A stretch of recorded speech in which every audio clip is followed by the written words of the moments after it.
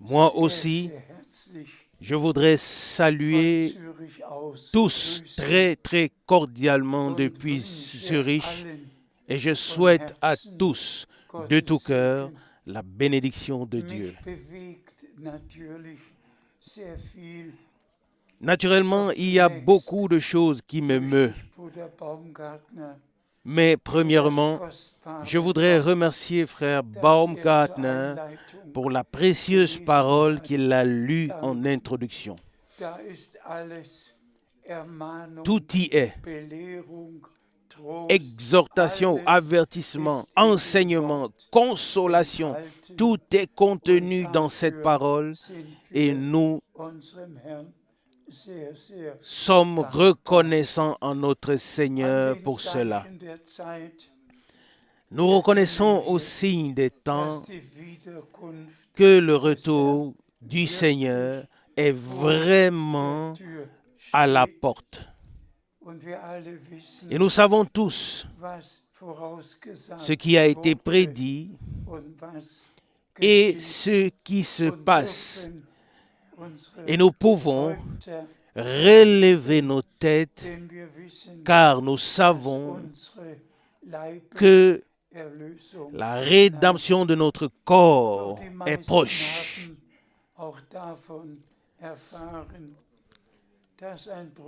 Cependant, la plupart ont appris qu'un frère est venu me voir avec un gros livre. Et dans ce livre, il n'y a que des critiques envers frère Branham, envers ses déclarations, envers tout. Il voulait me lire les titres ou les détails, mais je lui ai ordonné de fermer le livre et de quitter le bureau. Je n'ai rien à voir avec ce que font les adversaires du Seigneur en ce temps. Et aujourd'hui, je veux faire lire ce que j'ai sur mon cœur. Mais avant de le faire, chers frères et sœurs, je vous prie, croyez-le moi, j'ai devant Dieu une telle responsabilité comme personne d'autre ne l'a actuellement. Et je porte la cause de Dieu dès mon réveil jusqu'à ce que je me couche. Et mardi, j'avais remis tout aux pieds du Seigneur. J'avais tout consacré au Seigneur et je venais de me lever et alors retentit la parole puissante. Retransmet à tous les 4 à 7 des services de guérison de frère Branham. Et à cet instant, j'ai su que je n'avais plus rien à dire, mais que tous avaient la possibilité d'entendre et de voir ce que le Seigneur avait fait à notre époque. Et maintenant, je prie frère Borg de lire ce que j'aimerais vous dire. Je t'en prie. Chers frères et sœurs dans le Seigneur, il me tient à cœur d'adresser à tous un avertissement très sérieux. Ne prenez part à aucune conversation ni à aucune discussion au sujet de frère Branham et à son ministère. La parole d'un Chronique, chapitre 16, verset 22 dit « Ne touchez pas à mes oints et ne faites pas de mal à mes prophètes. » Frère Branham était un prophète promis. Un homme envoyé de Dieu pour apporter le dernier message qui précède la seconde venue de Christ. Et comme notre Seigneur a pu le dire dans Jean 5, verset 19, en vérité, je vous le dis,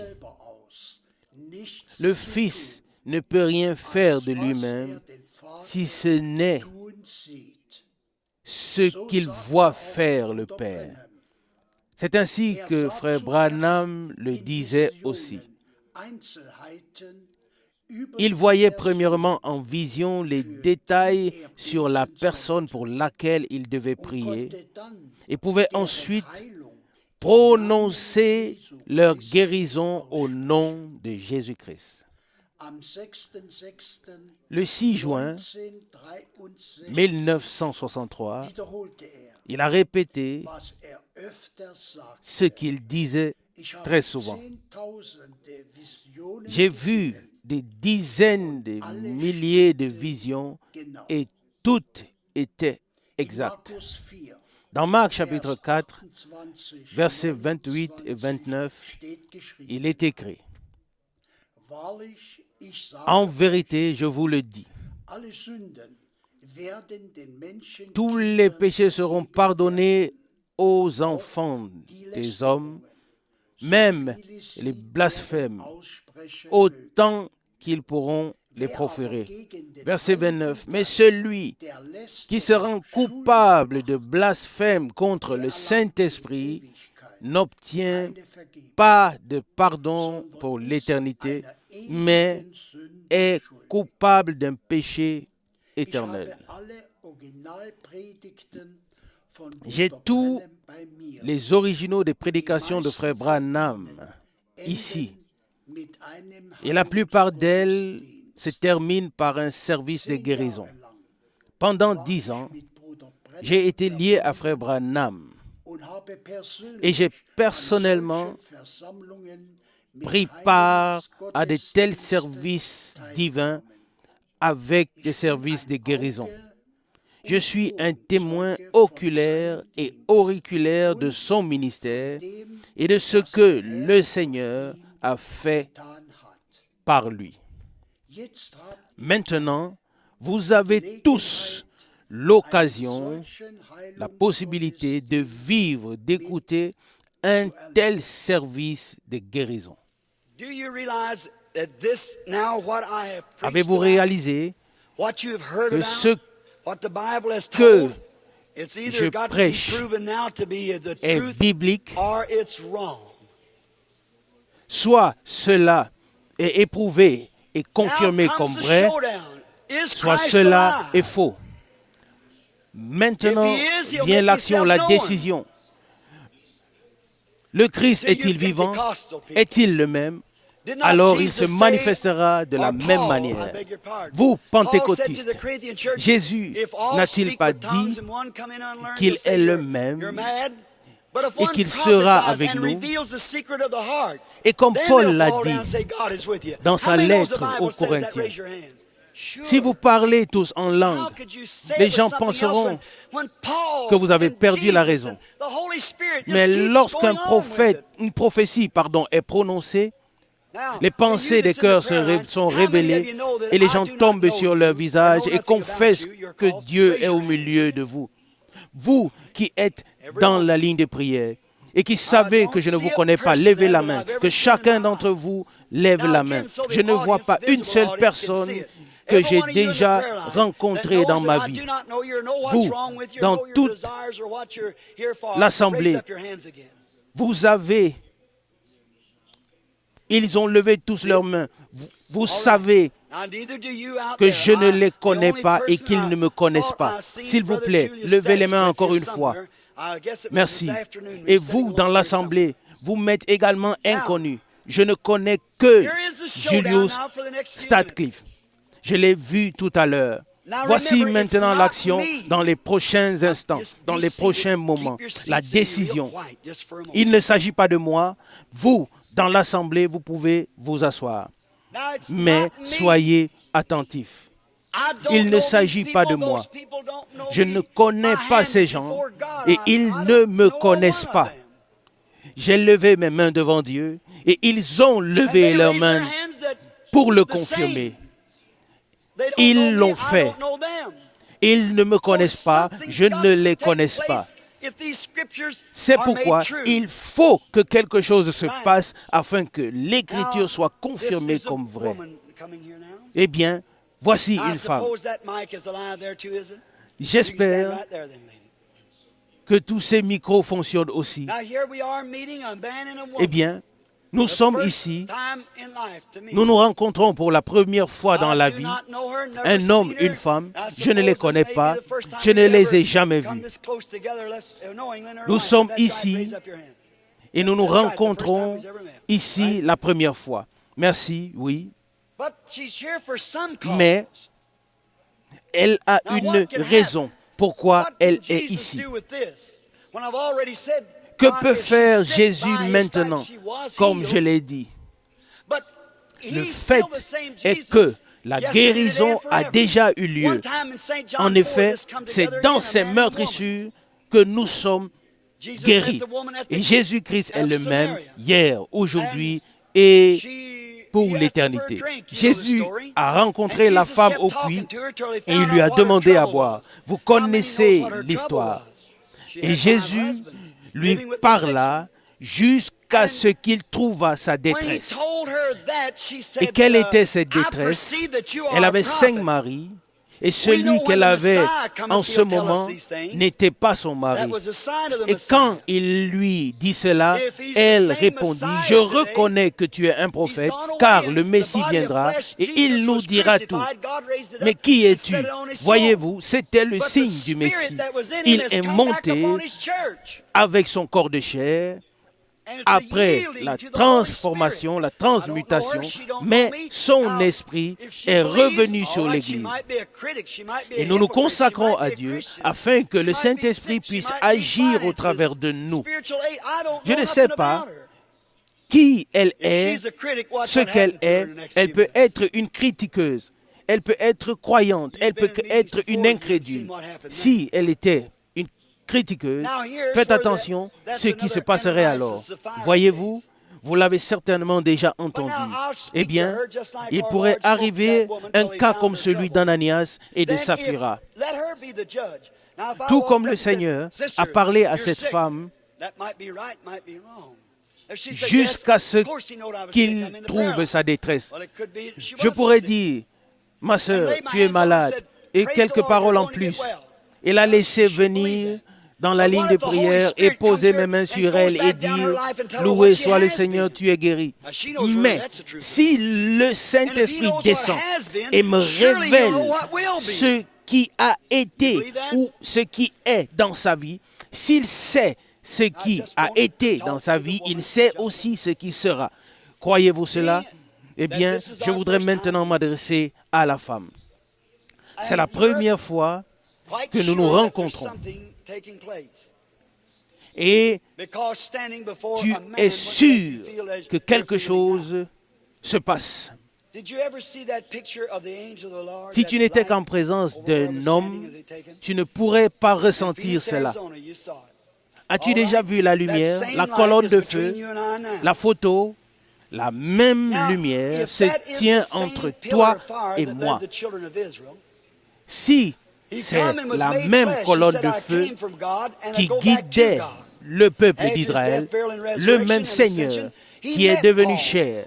Il dit, je viens de Dieu et je retourne à Dieu. Et après être retourné, il rencontra Paul dans la même colonne de feu que dans l'Ancien Testament. Et Paul devint aveugle. Et la voix a pu dire, « Saul, Saul, pourquoi me persécutes-tu » Et il a répondu, « Qui es-tu, Seigneur » Voyez-vous, si la même lumière, si le même Seigneur est présent ici, la même colonne de feu, alors la même chose doit se produire. Et s'il peut me révéler la raison pour laquelle tu es ici, alors Dieu se préoccupe de ta détresse. Est-ce que ma voix se fait encore entendre dans l'assemblée?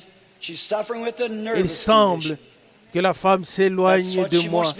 Elle est très nerveuse. C'est sa souffrance, la nervosité. Et elle bégaye. Et son cœur va presque lâcher. Elle ne peut plus bien respirer. Elle a été à l'hôpital. Si c'est vrai, lève la main. Merci. Est-il le même hier, aujourd'hui et pour l'éternité? Quelqu'un pense encore que je l'ai deviné. Non. Alors, je voudrais lui parler encore une fois.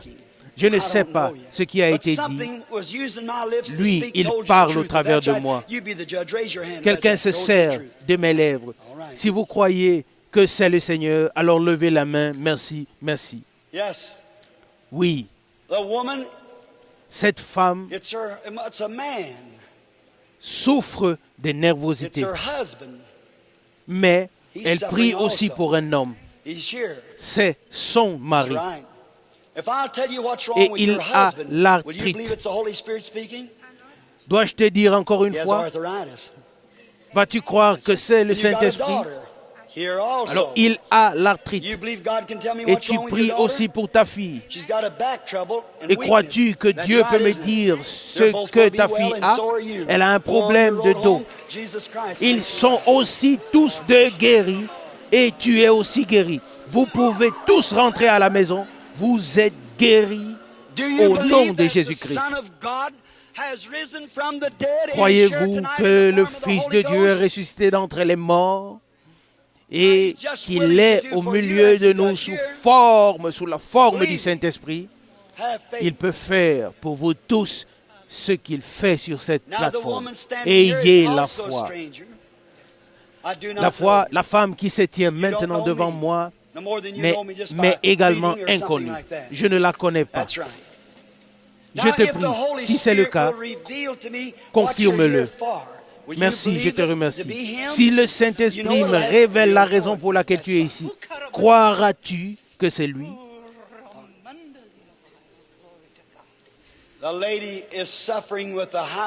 La femme souffre d'hypertension. Je vois, comme le médecin, je vois le médecin lui mettre l'appareil autour du bras et lui dire que c'est trop élevé.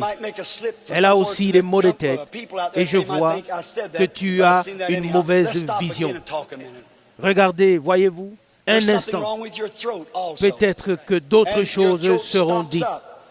Il y a aussi un problème avec ton larynx. Et on t'a prescrit des médicaments, mais cela n'a pas aidé. Tu as aussi du mal à avaler. Et tu as l'hypertension et tu as un problème de vision. As-tu toutes ces choses? C'est vrai? Merci. Va, tu es guéri par la puissance de Dieu au nom de Jésus. Nous aussi, nous ne nous connaissons pas, femme. Tu as aussi une excroissance, une masse. Et cette excroissance est sur ton ovaire. Je vois que tu as été examiné. Si c'est vrai, alors lève la main. Merci. Quelqu'un prie.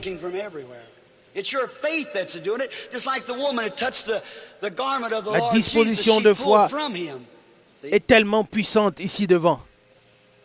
Partout, les gens prient et des visions viennent ici et là. Je vois quelqu'un et j'essaye de voir où est-ce que c'est et qui est-ce que c'est. Je vois, tu as été examiné et tu devrais être opéré de cette excroissance qui est sur l'ovaire. Vas-tu croire maintenant? Tu as quelqu'un sur ton cœur pour qui tu pries. Si tu crois de tout ton cœur, cela arrivera. C'est un homme, il est paralysé. C'est ton mari. Si tu acceptes le Seigneur Jésus-Christ, alors crois maintenant que toi et lui, que vous êtes guéris au nom de Jésus-Christ. Crois-tu? Il y a quelqu'un ici J'ai eu une vision tout à l'heure. Et j'ai vu que quelque chose n'allait pas avec le larynx. Et c'est la femme qui se tient maintenant devant moi. Celle que j'ai vue tout à l'heure. Elle a été opérée. Crois-tu que Dieu est présent et qu'il exauce les prières? Le crois-tu? Margaret, c'est ton nom. Tu es une femme prédicatrice. Tu peux rentrer chez toi et te réjouir. Tu as été guéri par la puissance de Dieu. Que le Seigneur te bénisse. Et la femme dit, que Dieu te bénisse, frère Branham. Nous aussi, nous ne nous connaissons pas. Si Dieu me révèle la raison de ta présence ici, l'accepteras-tu comme ton guérisseur et ton sauveur?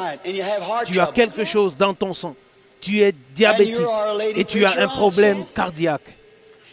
Et tu es aussi une femme prédicatrice. Et pour que tu saches que c'est le Seigneur qui parle, et tu pries pour ton mari, et ton mari peut à peine bouger. Il est malade et alité.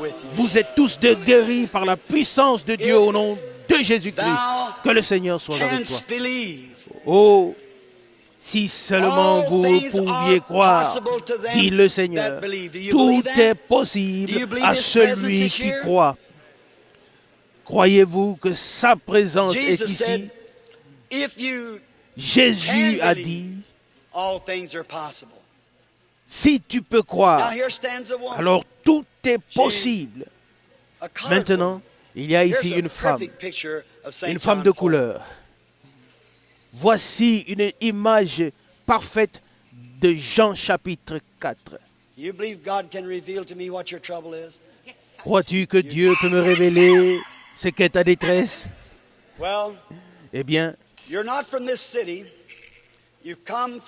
tu n'es pas de cette ville. Tu viens de loin. Tu viens de Long Beach. Et tu as un cœur enflé. Et tu peux rentrer chez toi et dire à ton mari, Jeff, que tu as été guéri. Je ne connais pas cette femme, mais c'est le Saint-Esprit qui a révélé ces choses. Vous pouvez critiquer que cette femme pousse des cris de joie et des hurlements. Mais si vous aviez été guéri, vous auriez réagi de la même manière. Oh, croyez de tout votre cœur. Il pourrait avoir un nouveau réveil de la rue d'Azusa. Maintenant, je sens qu'il y a des pensées dans l'assemblée, que je lis des pensées. Non, et encore non. Femme, s'il te plaît, approche-toi un peu plus. Tu sauras si quelque chose m'est révélé, que ce soit vrai ou non. Tu as une maladie de femme et une tumeur. Tu es guéri. Tu peux rentrer chez toi au nom de Jésus-Christ. Toi, femme, viens maintenant. Certainement, je le vois. Tu as une tumeur. Tu devrais être opéré. Crois-tu que le Seigneur t'a guéri? Lève ta main. Remercie Dieu. Il l'a fait. Je t'en prie, regarde ici, femme. Tu as l'asthme. Et tu penses tout le temps que c'est la fin pour toi. Tu es guéri. Rentre à la maison et remercie le Seigneur. Toi aussi, femme, tu as une maladie cardiaque grave. Tu es guéri. Remercie le Seigneur. Tu peux rentrer chez toi guéri. Crois-tu que ta maladie, tes maux de tête, tout ce que tu as, le cancer, que tu es guéri? Et toi là, tu as un cancer, une ombre noire est sur toi. Vous êtes tous de guéris, vous pouvez rentrer chez vous en bonne santé. Voyez-vous, Jésus-Christ le fait. Tout est possible. Et toi ici, avec le cancer, tu es guéri. Tu devrais être opéré. Tu n'as plus besoin d'être opéré. Et toi, avec la tumeur, tu dois aussi être opéré. Et tu es déjà guéri. Tu n'as plus besoin d'opération. Toi aussi, avec le problème d'estomac, tu es aussi guéri. Va et mange ton dîner. Amen. Oh, le Seigneur Jésus fait tout cela. Voyez-vous, toi aussi tu as été guéri, femme. Toi avec ton bébé là-bas qui est aveugle, toi aussi tu as été guéri. Et l'enfant aussi. Oh, Jésus-Christ peut tout. Vous pouvez tous être guéris. Qu'en penses-tu, jeune femme? Il s'agit ici de l'enfant. Crois-tu que je suis le prophète de Dieu? Ton bébé est très mal en point. Crois-tu que Dieu peut me révéler ce qu'il en est? Cet enfant est né aveugle. Peux-tu vraiment servir Dieu? Vas-tu le croire? L'enfant est né aveugle, c'est vrai. Bien sûr que oui, mais peut-être le sais-tu, l'enfant est devenu aveugle dans ton ventre, dans ton sein, parce que tu as avalé quelque chose. Et tu as même eu des boubons. Et c'est ainsi que l'enfant est né aveugle. L'enfant est guéri. Allez tous deux au nom de Jésus-Christ. Et toi, femme, tu as une maladie de femme et tu as aussi été guéri. Toi, crois de tout ton cœur. Va sur ton chemin avec joie. Toi aussi, avec ton mal de dos, tu as aussi été guéri. Va aussi joyeux sur ton chemin. Vous tous ici, sur le rang, vous avez déjà été guéris. Vous pouvez le croire. Chacun de vous peut accepter la guérison maintenant. Croyez-vous tous, croyez-vous tous. Alors, nous allons prier ensemble. Le même Dieu qui sauve l'âme, le même Dieu qui guérit le cœur, le même Dieu qui sauve l'âme, le même Dieu guérit le corps. Voyez-vous, le Saint-Esprit est présent et agit. Levez-vous tous, s'il vous plaît, et acceptez Jésus. Combien de pécheurs sont ici qui n'ont pas encore pu croire et qui deviennent maintenant croyants? Levez les mains. Des dizaines de mains sont levées. Venez devant, venez et agenouillez-vous et priez. Vous tous qui voulez consacrer vos vies au Seigneur, venez, s'il vous plaît, levez-vous, avancez et nous prierons ensemble. Oui, quoi que ce soit, venez pour la prière, venez dans la présence de Dieu. Ici, le Seigneur me montre des visions, mais il m'a arrêté. Il m'a dit, appelle les gens à la repentance. Amen. Peut-être que parmi vous, parmi ceux qui consacrent leur vie à Dieu, il en viendra un qui deviendra prédicateur. Qu'est-ce que j'en sais? Mais venez, Dieu vous appelle.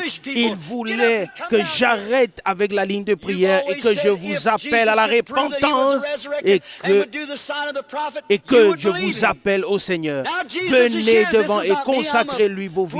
Jésus-Christ est ressuscité. Il est le même. Jésus est ici. Je suis simplement un pauvre homme sans instruction, mais le Messie est ici. Le Seigneur est ici. Remercié soit Dieu. Venez, vous, âmes qui avez vécu dans le péché, venez devant. Nous sommes dans sa présence. Agenouillez-vous autour de l'autel. Il est présent. Le Saint-Esprit est ici. Je ne sais pas ce qui va se passer dans les prochaines minutes. Quelque chose m'a dit, arrête avec la ligne de prière et appelle les gens à la repentance, à se repentir. Et je le fais maintenant. Laissez-vous réconcilier avec Dieu. Vous êtes appelés. Un jour, l'ange de la mort viendra vous appeler. Maintenant, l'ange du Seigneur est là. Maintenant, le Seigneur vous appelle. Et ne le rejetez pas aujourd'hui, mais venez maintenant. Bougez-vous maintenant. Et il bougera aussi son bras. Venez. Peut-être nous avons un cœur que nous pouvons chanter tel que je suis, tel cela doit être.